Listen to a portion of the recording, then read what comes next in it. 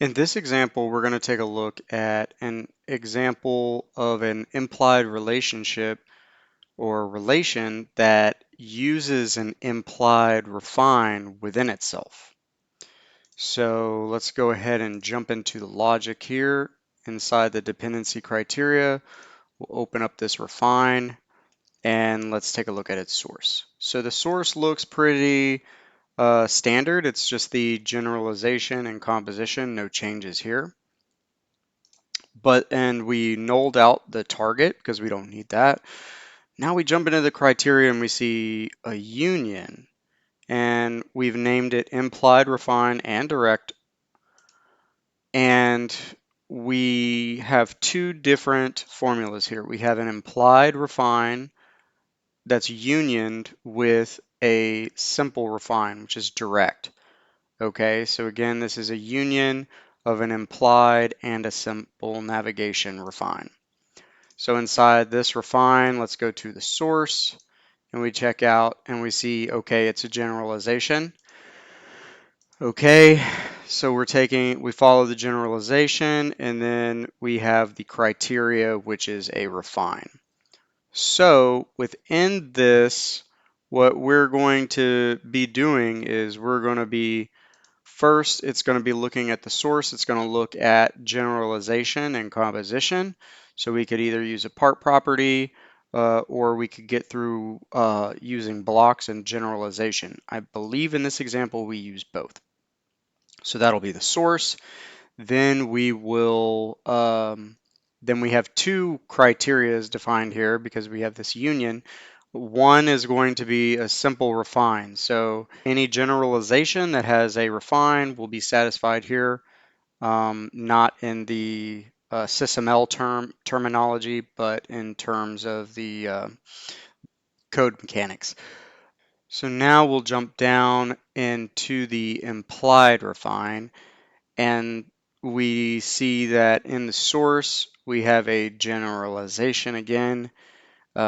And then we have a refine. So again, we start down here at either a part or a block, and we either look at its generalization or what it's owned by, and we can follow an implied relationship as its criteria here. So let's go see this in practice. So here's the example. So to make this easy, we will start with test 1, and then we'll go to 1.1 and 1.1.1. Okay, so for test 1, we are right here, and we have a direct refine relationship to test 2, me and the refine matrices here. So now we go to test 1.1. So in test 1.1, this is where we have our basic implied refine relationship here. So test 1.1, if we remember, we can go down here and we can look at the source as a generalization or a composition. So generalization, we can follow it up to test 1.1, and then we can go to the body here of the criteria, and we can see that it's either an implied relation or it's a simple navigation refine. So in this case, this will complete our refine relationship here. So that gets us our implied relationship from test 1.1 to test 2 requirement. Excuse me for the way that I named these. It was challenging to come up with a convention that this fit into, so I made everything pretty generic. So the final and most challenging part of this is getting this relationship here, test 1.1.1 to the test 2 requirement. So if we go all the way back down, we see that generalization or composition. So in this case, we're actually going to be looking at this part property here, and it is owned by test 1.1.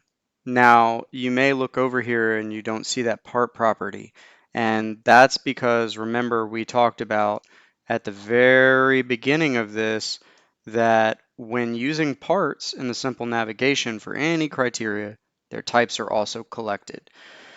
So if we come back here and we get this part property, it also collects its type. So that's how we get here and how we get that implied relationship here, even though it's actually to this part property. So now we are going to be looking at this block, and we can follow this composition for source 1. And then we are going to go through this implied relationship. So again, we have our source. We followed it right here. So now we're at test 1.1. So from test 1.1, we go into the source of this union here, union implied relationship. We couldn't just use this simple navigation because we don't have a refine here. So we have to go into the implied refine. So we go into the implied refine straight to the source, and we go to that generalization. That generalization brings us to test 1, and then we can look at the criteria, which is refine, and that brings us back to test 2.